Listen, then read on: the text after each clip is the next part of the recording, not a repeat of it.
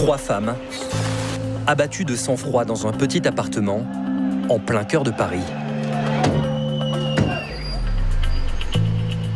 Un meurtrier présumé dans l'entourage des victimes.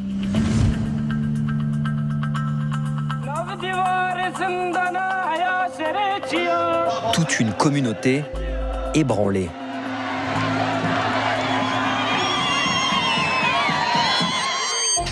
Cela pourrait être un bon point de départ pour un polar. Vous ne trouvez pas? Pourtant, cette histoire est bien réelle. Ce triple meurtre a été commis le 9 janvier 2013 à Paris. Et si l'on passe au révélateur le profil des protagonistes, ce fait divers a tout d'une affaire d'État. Les victimes sont 3 militantes kurdes. Sakineh Cansöz, 54 ans, était l'une des fondatrices du PKK, le Parti des travailleurs du Kurdistan. Fidan Doğan, 30 ans, s'occupait du lobbying du parti. Leyla Saylemez, 25 ans, était une jeune militante. Le suspect Ömer Güney, un Turc, aujourd'hui emprisonné en France dans l'attente de son procès, ne serait pas un simple meurtrier, mais un agent secret en mission. Une affaire délicate pour les autorités françaises. Soyez assurés de la détermination des autorités françaises pour faire la lumière sur cet acte. Merci. Est-ce que c'est un coup politique selon vous? Je vous remercie. Monsieur Valls, est-ce que c'est un coup politique selon vous? Un crime qui impliquerait l'un des grands alliés stratégiques de la France, la Turquie, et son actuel président Erdogan. Erdogan contrôle tout, ça ne peut pas avoir été fait sans son feu vert. Les Kurdes soupçonnent un assassinat politique. Alors qui se cache vraiment derrière Ömer Güney? En Turquie, en France, mais aussi en Allemagne, en Suisse et en Belgique. Nous avons mené l'enquête sur ce suspect que tout accable, mais que ses proches défendent bec et ongle.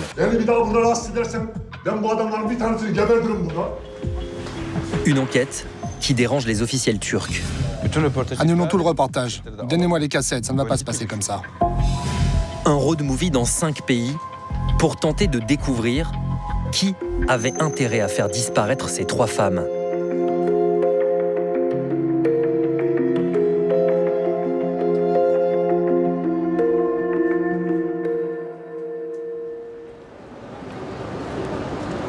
Le triple meurtre a eu lieu début 2013, à 200 mètres à peine de la gare du Nord.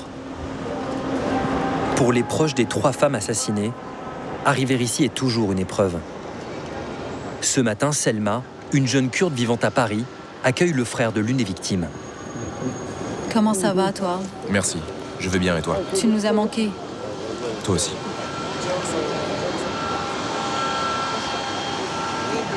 Tu as maigri, non? Oui, un peu.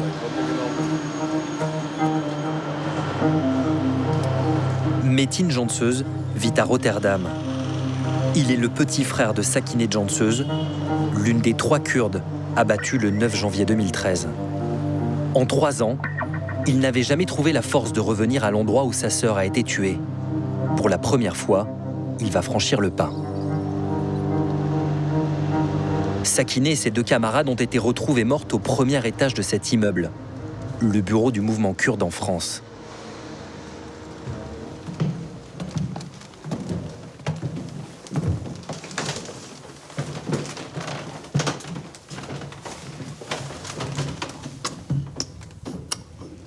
Les scellés n'ont toujours pas été levés. Les Kurdes ont fait de ce lieu un sanctuaire.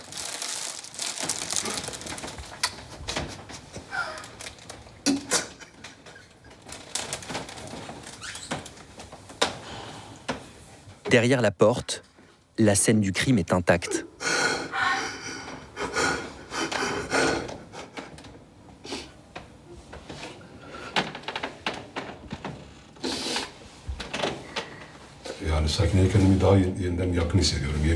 J'ai l'impression que Sakineh est toute proche. Je n'ai pas accepté sa mort. Je ne l'accepte pas et je ne l'accepterai pas.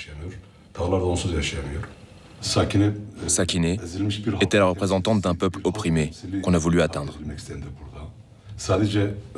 Avec les autres camarades qui étaient avec elle, ce sont les peuples opprimés qui ont été touchés. Ce sont les femmes. C'est une nation que l'on a cherché à tuer. Cette nation, c'est la nation kurde. Et Sakineh en était devenue un emblème. Elle a construit sa légende loin de Paris, dans les montagnes du Kurdistan.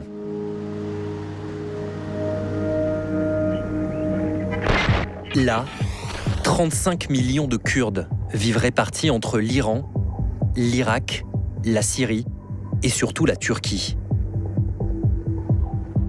En Turquie, les Kurdes réclament leur autonomie et la reconnaissance de leur identité.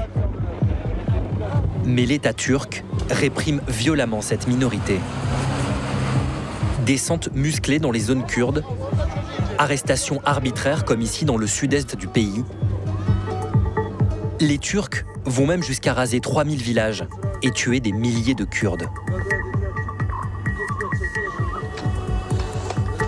En 1978, pour combattre l'oppression, Sakineh Jantsöz crée le Parti des travailleurs du Kurdistan, le PKK. Avec Abdullah Öcalan, le chef de la rébellion qui lui rend ici hommage. Tu es plus courageuse et même plus ambitieuse que moi. Le PKK prône la lutte armée contre l'État turc. Comme tous les cadres du parti, Sakineh arpente les villages et appelle les Kurdes à se révolter. En quelques années, le PKK inflige à l'armée turque de sérieux revers et devient la bête noire du régime.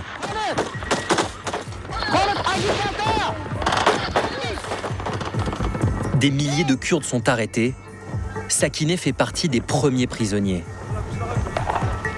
Dès 1979, elle est enfermée dans la terrible prison de Diyarbakır, dans le sud-est de la Turquie.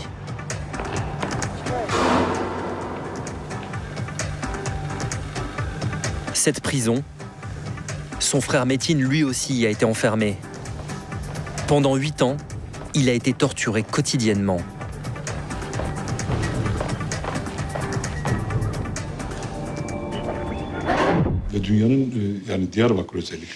La prison de Diyarbakır est une prison qui n'a pas d'équivalent.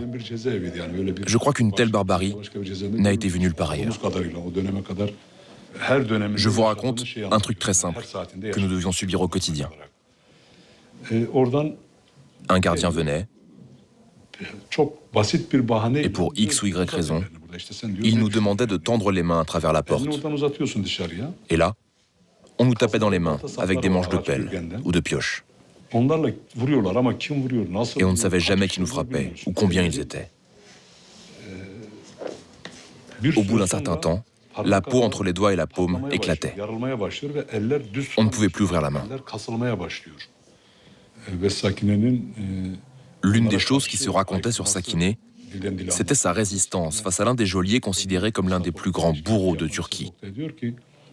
Elle lui aurait dit « Si vous n'avez pas honte de taillader la poitrine d'une femme, moi en tant que révolutionnaire, j'ai honte de crier devant vous. » Les années de détention, la torture, n'ont pas entamé la détermination de Sakineh. En 1991, libérée après 12 ans de prison, elle prend les armes et devient une héroïne pour tous les combattants kurdes.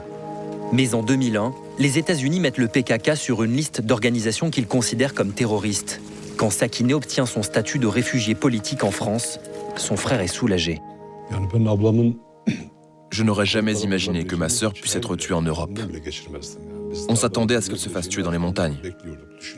De nombreux camarades sont tombés ainsi. Mais en Europe, et en particulier à Paris, qu'un tel massacre puisse avoir lieu ne m'a jamais traversé l'esprit.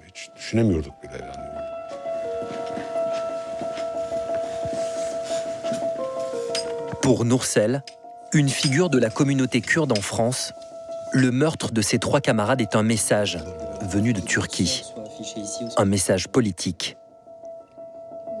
Moi, je considère ce triple assassinat comme un assassinat politique, mais des 3 générations. Cet assassinat politique, il visait l'histoire du peuple kurde, de la résistance du peuple kurde, donc Sakineh. la voix du peuple kurde, donc Rojbin Fidan. Elle faisait beaucoup de lobbying dans les instances européennes, au Conseil de l'Europe notamment.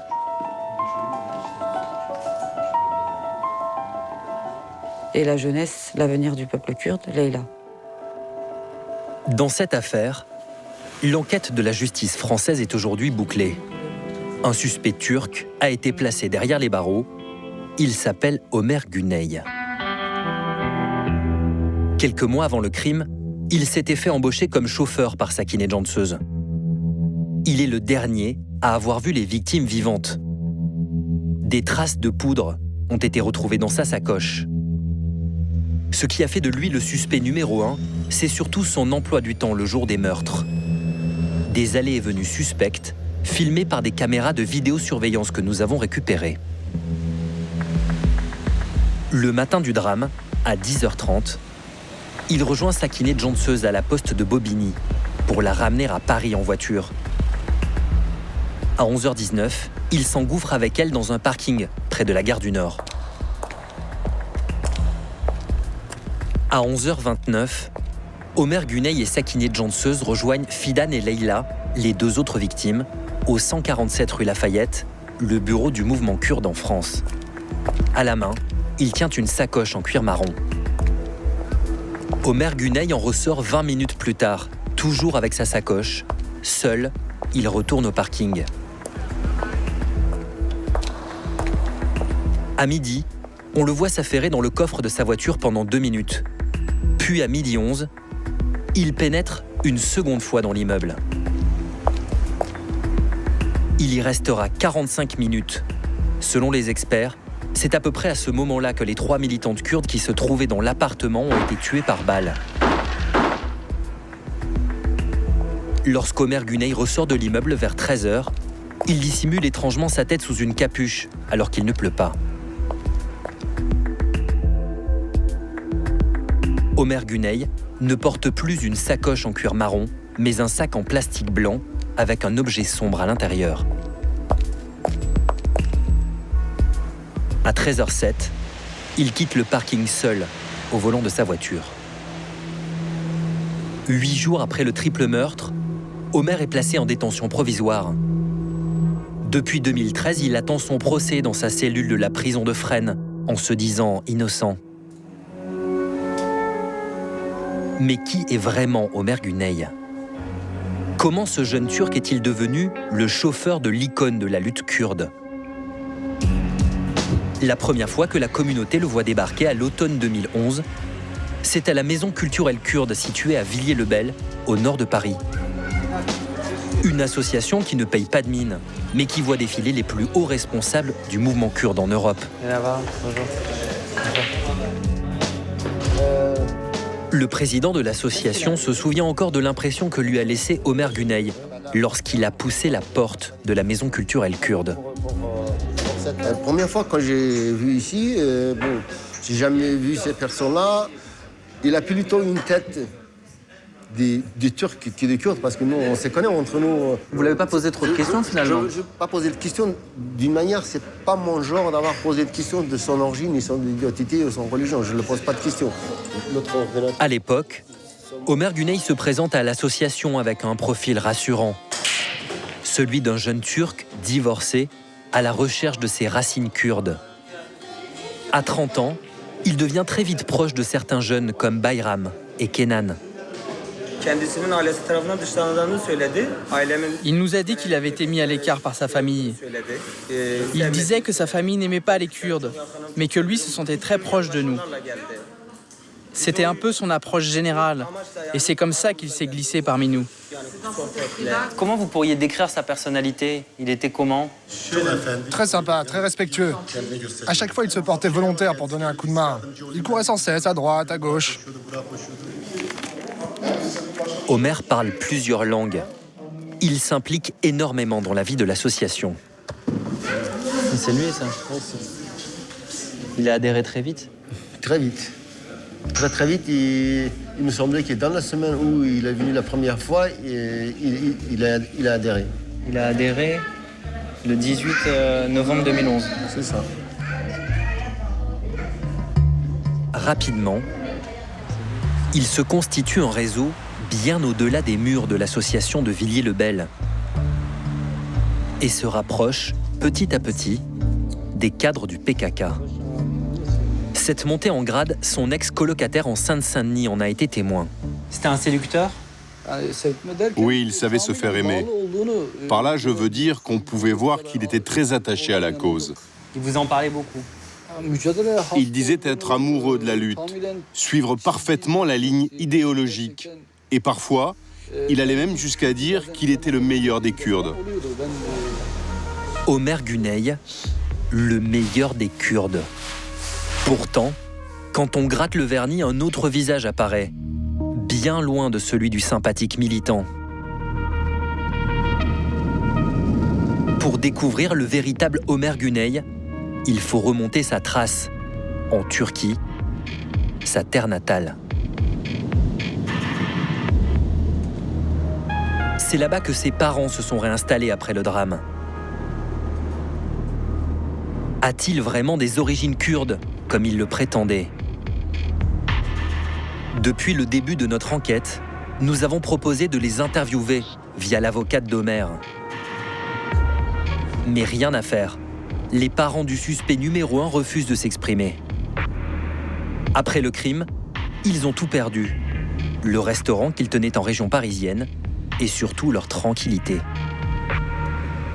Par peur des représailles, ils ont quitté la France et vivent désormais dans la banlieue d'Ankara.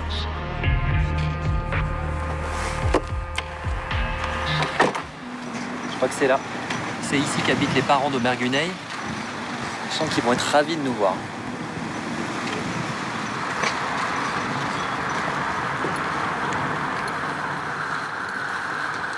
On va essayer d'attendre que quelqu'un sorte pour rentrer. Ah, il y a du bruit, je pense que peut-être pouvoir rentrer. Là-bas. Les parents d'Omer Güney savent que nous voulons les rencontrer. On se doute que l'accueil ne sera pas des plus chaleureux. Nous avons donc opté pour l'option caméra discrète.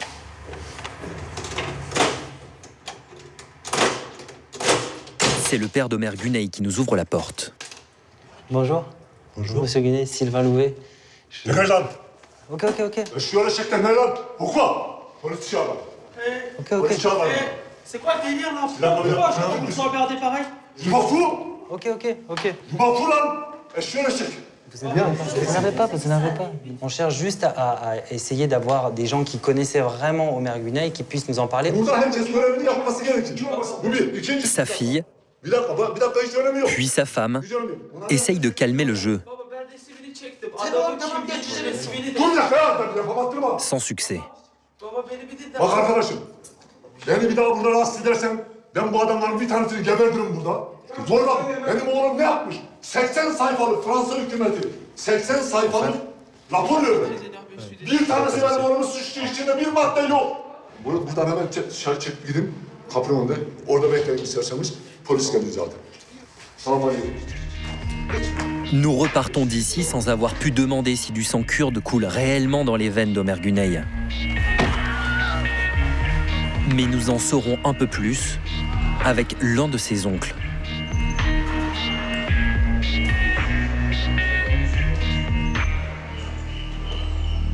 En France, Omer Güney dit qu'il est kurde. Est-ce que vous êtes une famille kurde? Non, turc. Patriote? Oui. L'homme ne sait pas que nous le filmons. Baissez votre caméra. Comme ça? Il va nous révéler que, contrairement à ce qu'a pu affirmer Omer, dans la famille Güney, on est plutôt turc et fier de l'être. Bon, je ne sais pas ce que tu penses du PKK, mais nous, on y est totalement opposés. J'ai un fils unique. Omer aussi est le fils unique de mon frère.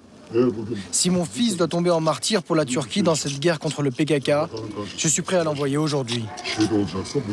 Si la Turquie, aujourd'hui, entre en guerre avec le PKK, notre famille sera du côté de la Turquie. Nous soutiendrons toujours la Turquie. Cette vision radicale, l'oncle n'est pas le seul à l'avoir. Omer Güney, lui aussi, détesterait le PKK. Et ça, C'est en Allemagne que nous allons le découvrir. Bad Tölz, une petite ville tranquille à 1 heure de Munich, où Omer Güney a vécu entre 2004 et 2011. Ici, la communauté turque est très soudée. Tout le monde le connaissait. Mais dans les cafés où il avait ses habitudes, les Turcs semblent avoir perdu la mémoire. Tu peux ouvrir? Non? Si, vous avez un petit sourire, vous avez entendu parler. Après une demi-journée à faire le tour de la ville, nous trouvons enfin quelqu'un pour nous parler d'Omer Güney. Et pas n'importe qui. Bonjour. Est-ce que vous connaissez cette personne? Oui, je le connais, c'est quelqu'un d'ici. C'était mon voisin. C'était votre voisin? Oui, il vivait ici, à Bad Tölz. Tout le monde le surnommait Okay. C'était pas un militant kurde? Jamais de la vie. Il portait une bague avec 3 lunes. Il avait la moustache comme ça. Vous connaissez tous ces symboles? Non. Et ce geste? C'est les loups gris. C'est le symbole de ceux qui luttent contre les terroristes du PKK. Ça signifie quoi, les loups gris? Pourquoi les loups gris? C'est un signe de reconnaissance, une marque. C'est comme le lion de Peugeot pour vous en France. Vous avez Peugeot, et eux, ils ont les loups.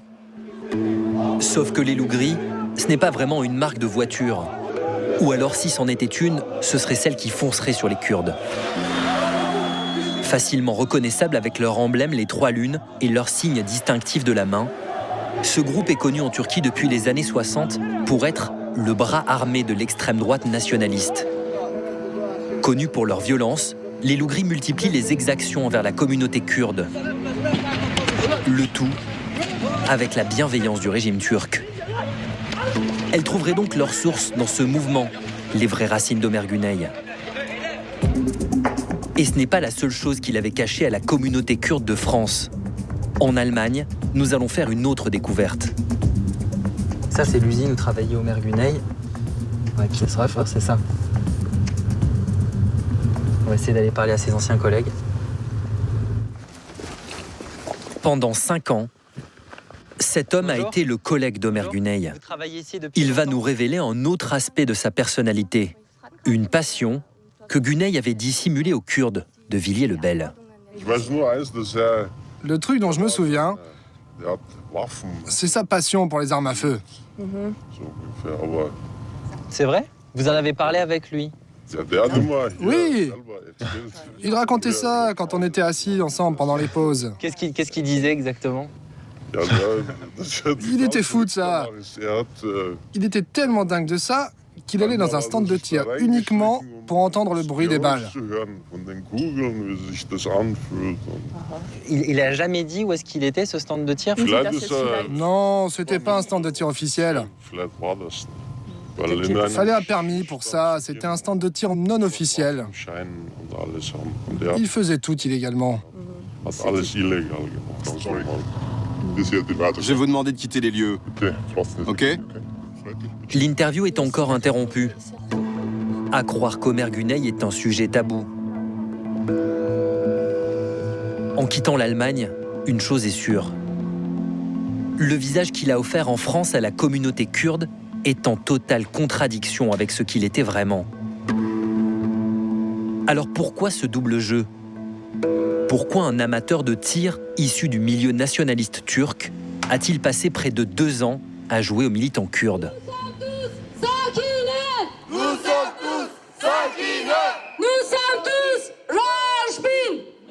Pour la communauté exilée en France, ce double jeu est l'œuvre d'un professionnel. Et tous les mercredis depuis 3 ans, ils viennent le clamer haut et fort devant le lieu du crime. On a l'habitude de le faire ici, madame. Nous demandons à la France de tout mettre en œuvre pour identifier, interpeller, juger les auteurs et les commanditaires de ces triples assassinats politiques. Pour eux, Omer Güney ne serait pas un assassin comme les autres, mais un agent des services secrets turcs qui se serait infiltré dans leur communauté. La France sait qui c'est, nous savons qui c'est. Quelqu'un a été donc capturé depuis cet attentat, mais on sait très bien que derrière cet homme-là qui a fait ça se cache la Turquie. La Turquie, ou plus précisément le MIT, les services secrets turcs. Une institution très redoutée, l'équivalent turc de la CIA. Dans la période qui a suivi le crime, plusieurs indices troublants sont venus confirmer qu'Omer Güney avait des liens avec les services turcs. D'abord, un mail envoyé par un mystérieux individu à la préfecture de police de Paris, 11 jours seulement après les assassinats. Omer Güney travaille pour le service des renseignements turcs, le MIT.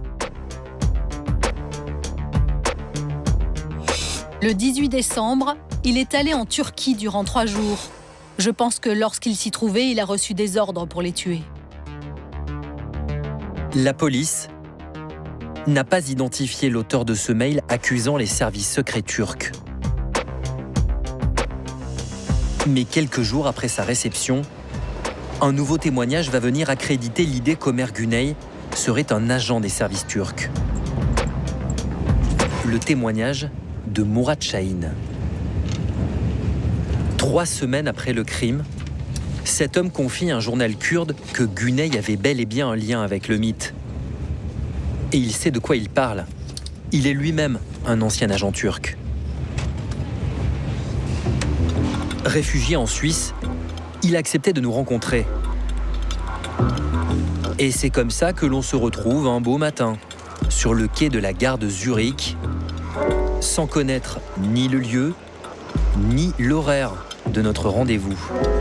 Avec pour seul contact, le numéro de téléphone du père de l'ex-agent turc. Là, je viens de recevoir un nouveau message. C'est le nouveau numéro de téléphone pour contacter le père de Murat Şahin. Il est très prudent. Alors? Oui, bonjour. C'est Sylvain Louvet de Canal+. Oui, bonjour. Bonjour.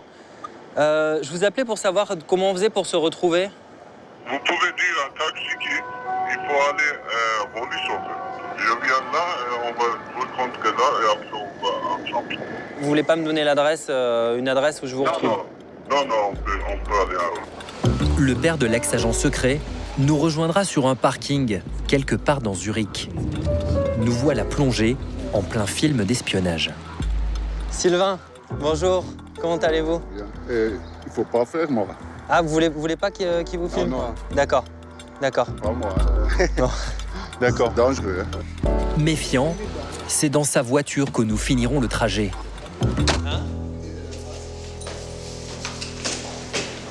Et ce n'est qu'en présence de son fils que nous serons autorisés à allumer les caméras. Bonjour. Sylvain, allô.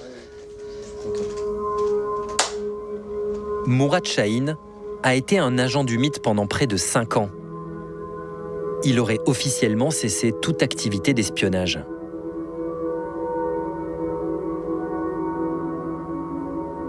Le MIT est au courant de tout. Pour moi, le MIT est plus fort que le Mossad ou la CIA. Le MIT travaille très bien. Ils savent tout. Après les assassinats, lorsqu'Omer Güney est désigné comme le suspect numéro 1, une photo de lui fait le tour du monde sur Internet. Murat Şahin la reconnaît tout de suite. 2 ans auparavant, l'un de ses supérieurs lui avait montré exactement la même photo en Turquie. Je me suis dit, c'est la même qu'à Ankara. Vous, Murat, votre sentiment, c'est que Omer Güney était un agent du MIT ou non? Quelle que soit la personne, on ne dit pas qu'elle travaille avec nous. On ne le dit pas. C'est pas un travail normal. Ce n'est pas comme un journaliste ou un cuisinier. C'est autre chose. Ça fonctionne autrement. Mon sentiment, mon avis, je pense qu'il avait un contact avec une personne et qu'elle-même était en contact avec le MIT. C'est ce que je pense. Pourquoi avoir accepté de nous rencontrer aujourd'hui? J'ai accepté car je voulais que tout le monde sache ce qui se cache derrière cet attentat.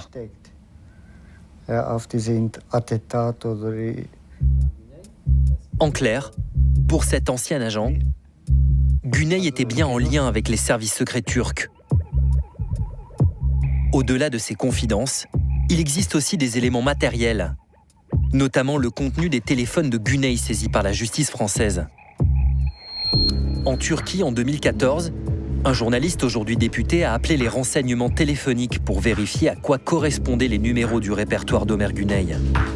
Et là, bingo, l'opérateur lui révèle que l'un des numéros correspond au service secret turc. Pour nous le prouver, il rappelle devant nous les renseignements téléphoniques.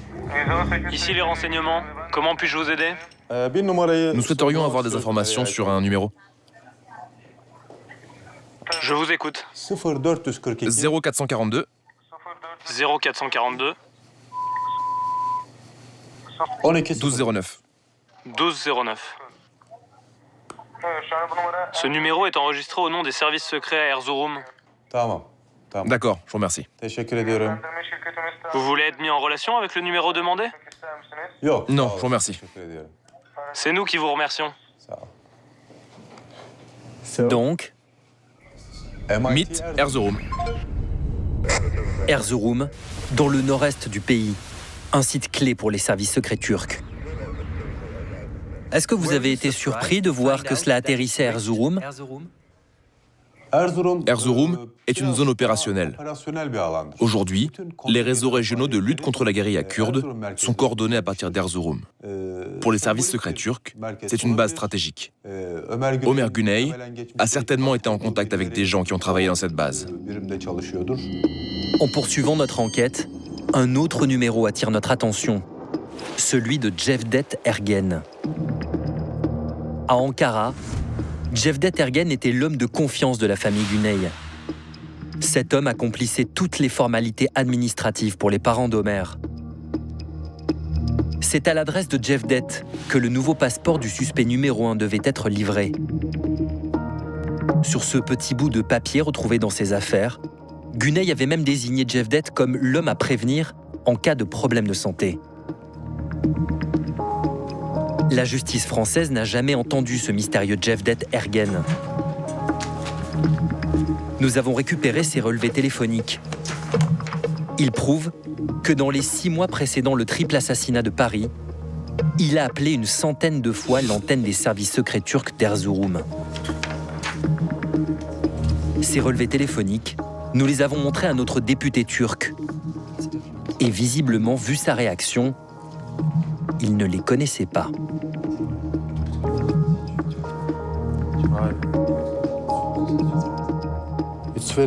C'est très important. Vous devez mettre ces documents en sécurité. Si le gouvernement est au courant, vous prenez de sérieux risques. Pour lui, ces relevés téléphoniques sont une preuve de plus que les services secrets turcs sont bien derrière l'assassinat des 3 militantes kurdes. Personne n'appelle le MIT comme ça en Turquie. Si vous dites « je suis citoyen turc et j'appelle le MIT », personne ne vous répondra. Si vous appelez le MIT, et j'ai vu sur les relevés que certains appels ont duré plus de 10 minutes, ça veut dire que vous travaillez avec le MIT, que vous êtes membre du MIT.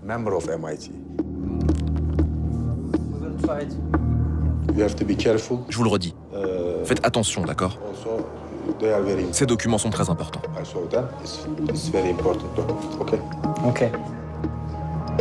Bien sûr, nous aurions aimé entendre Cevdet Ergen sur son rôle dans cette affaire. Mais depuis, il est décédé des suites d'un cancer. D'autres indices découverts par la police française dans le téléphone de Güney montrent qu'il agissait bien comme un espion. Pendant ces 2 ans passés au cœur de la communauté kurde, il photographiait avec son téléphone et transmettait des informations à un mystérieux correspondant. Par exemple, moins de 24 heures avant l'assassinat des 3 militantes kurdes, vers minuit, Ömer Güney s'introduit dans le bureau du président de la maison culturelle kurde de Villiers-le-Bel. Il prend en photo et transfère les fiches des 329 adhérents de l'association. Et ce n'est pas le seul acte d'espionnage qu'il a réalisé. D'autres documents ont aussi été transmis, comme ses notes sur le financement de l'organisation kurde. Une véritable activité d'agent secret mise au jour par les enquêteurs français. Ce visage d'espion, les Kurdes de Villiers-le-Bel ne l'ont découvert que 8 jours après les meurtres, lorsqu'Omer Güney a été placé en détention provisoire. Un double jeu aussi difficile à encaisser que le meurtre en lui-même et qui laisse un goût amer à toute la communauté. C'est un sentiment assez choquant et perturbant. À la fois, vous avez d'une l'âne qui monte à l'intérieur, mais de l'autre côté, nous, quand même, on est, d'une certaine manière, on est fautif. Est-ce que vous avez l'impression d'avoir laissé rentrer le loup dans la bergerie? Peut-être, mais sans savoir.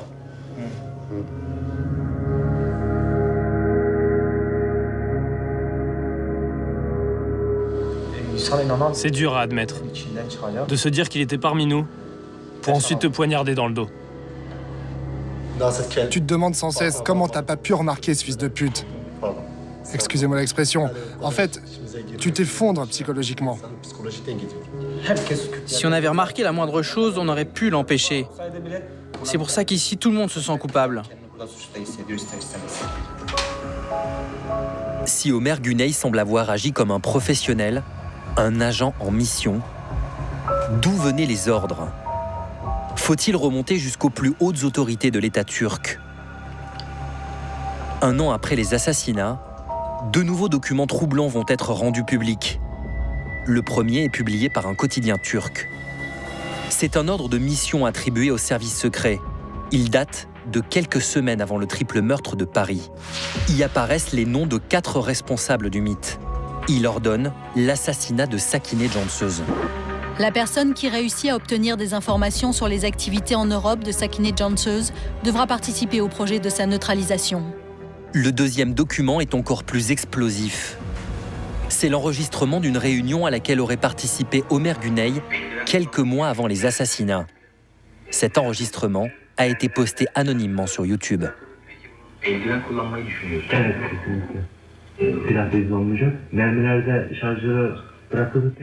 C'est cette voix-là. Cette voix, c'est la voix d'Omer Güney. Elle a été authentifiée par la police scientifique de Lyon. Cet enregistrement de 9 minutes serait une réunion de travail entre Güney et 2 de ses supérieurs hiérarchiques. Ensemble, ils mettent au point un vaste plan d'exécution de cadres européens du PKK. Et c'est Omer Güney qui est chargé d'appuyer sur la détente. La première cible, c'est Nedim Seven, le numéro 2 du PKK en Europe, réfugié en France. Oraya gizlenip Nedim'e susturucuyla 3 tane sıkmak mesele değil. Bunu yaparsın. Bu kolay tarafı. Bunun esas önemli olan tarafı kaçma, kurtulma ve yakalanmama. Les supérieurs de Güney lui ordonnent aussi d'abattre Siyar et Soro, 2 autres cadres du PKK, eux aussi exilés en France. Enfin, en 4e position sur cette liste macabre, on trouve un ancien député kurde de Turquie réfugié en Belgique, Remzi Kartal.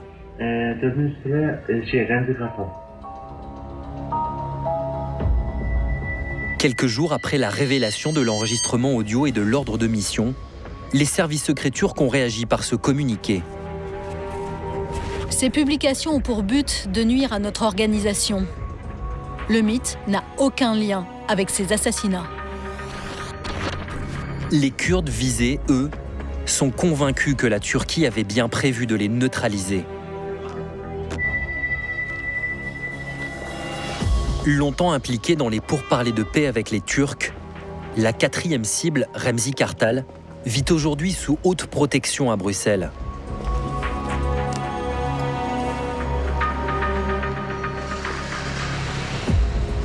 Nous le retrouvons derrière les murs de cet hôtel particulier, très bien gardé.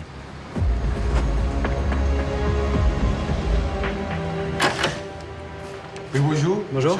Sylvain Louvet de Canal+. J'ai une interview avec monsieur Remzi Kartal. Ah oui, bienvenue. Bonjour. Monsieur. Merci. Pour ce chef politique du PKK, l'enregistrement posté sur YouTube est probablement authentique, car il recoupe des informations qui lui avaient été transmises à l'époque.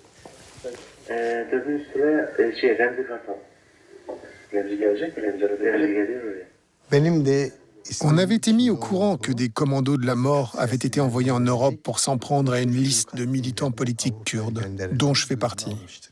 D'où tenez-vous cette information? Ce sont des informations qui nous ont été données par certains canaux au sein de l'appareil d'État turc. Par ailleurs, ces mêmes informations nous ont aussi été communiquées par certains États européens. Peut-être que les tueurs n'ont tout simplement pas eu l'opportunité de s'en prendre aux gens dont je fais partie, se trouvant sur cette liste. Sakineh Cansöz et les deux autres camarades se sont trouvés à leur portée et ils n'ont pas raté l'occasion.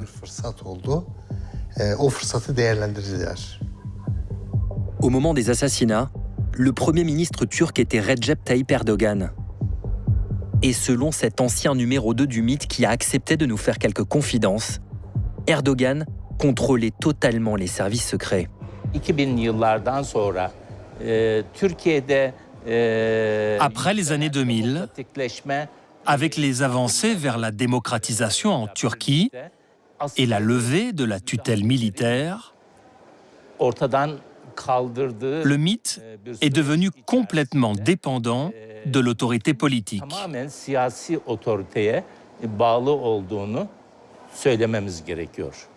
Je peux dire qu'il est impossible que le mythe ou des soi-disant groupes au sein du mythe agissent en dehors du Premier ministre et du cadrage gouvernemental.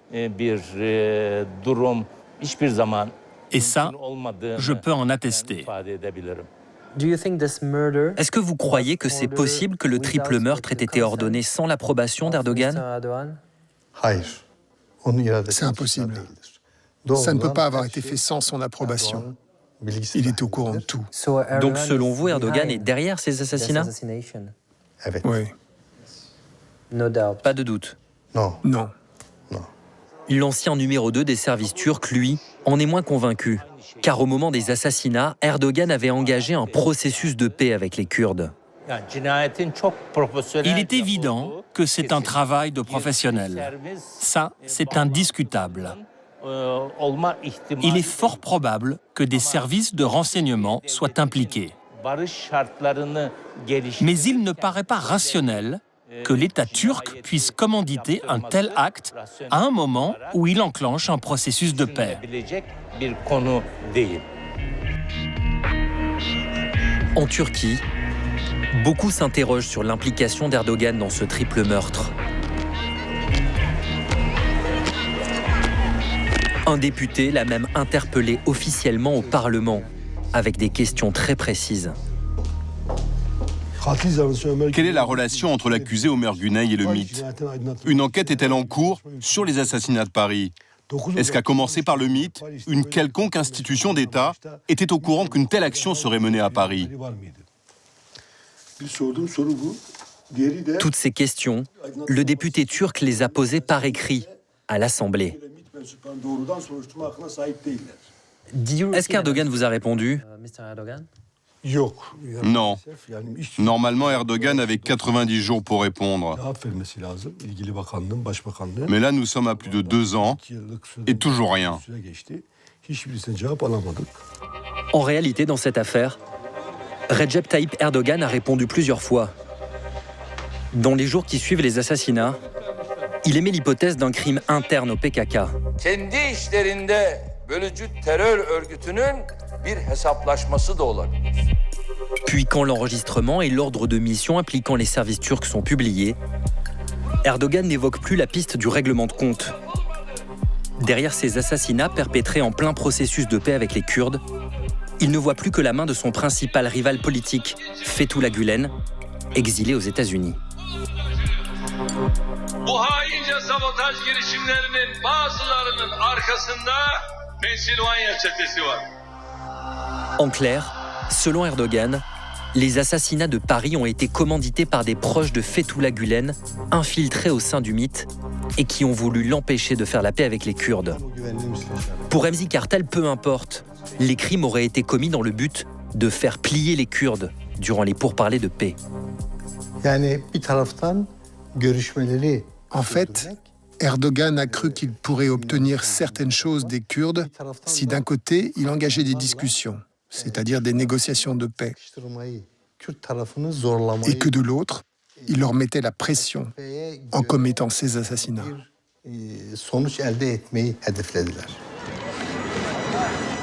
Élu président en 2014, Erdogan ne s'est jamais engagé à faire la lumière sur cette affaire. Il a par contre œuvré pour que ces agents du MIT ne puissent plus être inquiétés par la justice, en faisant tout simplement modifier la loi sur le renseignement.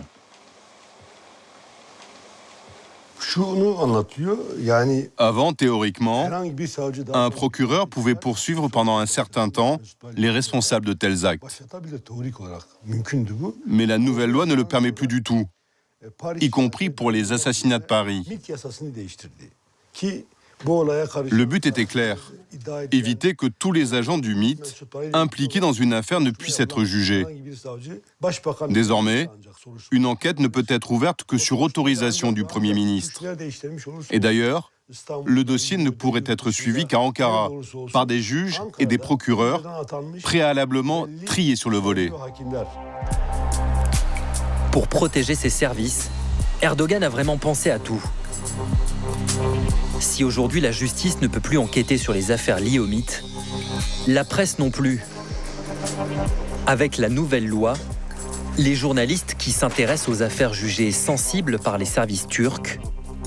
Je relève son identité ou je vous l'amène directement? Ok. ...sont désormais passibles de 10 ans de prison. Alors on va pas se mentir, on n'était pas vraiment rassurés à l'idée d'aller à notre prochain rendez-vous.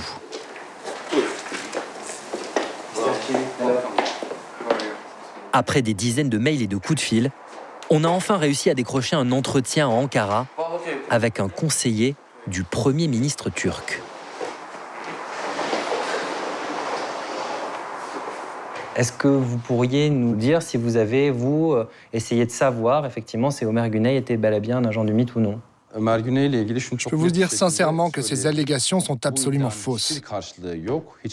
Et puis il n'y a aucune preuve qui montre que cette personne appartient au mythe. Et ce n'est rien d'autre que de la spéculation et de la propagande. Donc, vous pouvez nous affirmer aujourd'hui qu'Ömer Güney n'est pas un agent du mythe? Je ne sais pas s'il est impliqué ou pas. Mais ce qui est sûr, c'est que ce n'est pas un agent du mythe. Nous décidons alors de lui montrer la fameuse lettre de mission mettant en cause les services secrets turcs. Et l'entretien va prendre une toute autre tournure. Qu'est-ce que vous pensez, vous, de cette lettre? Une seconde.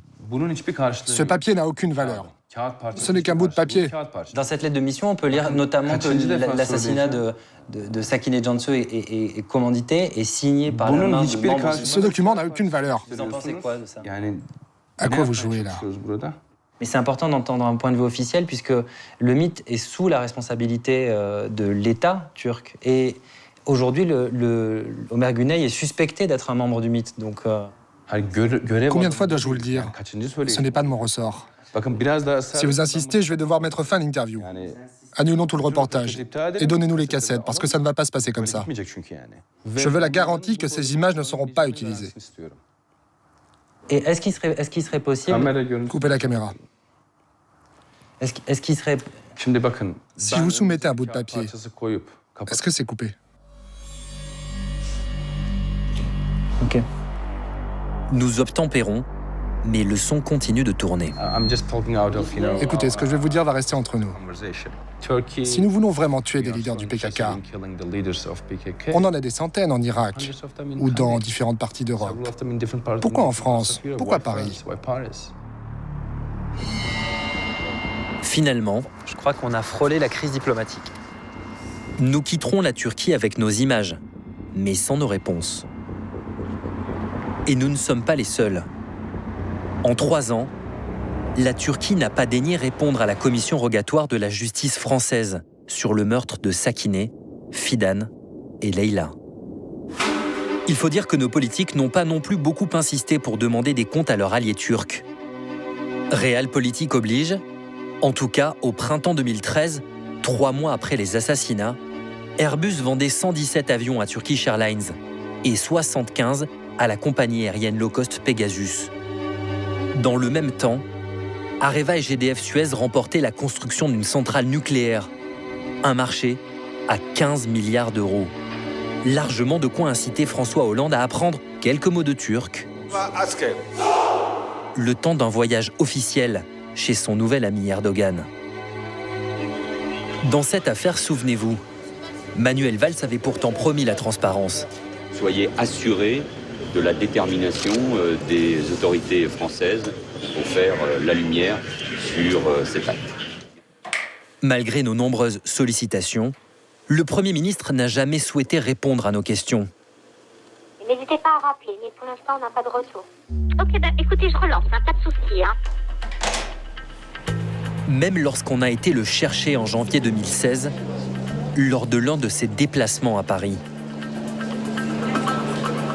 Aujourd'hui, la France a donc les moyens de créer plus de croissance, plus de... Ce jour-là, on avait pourtant tout tenté.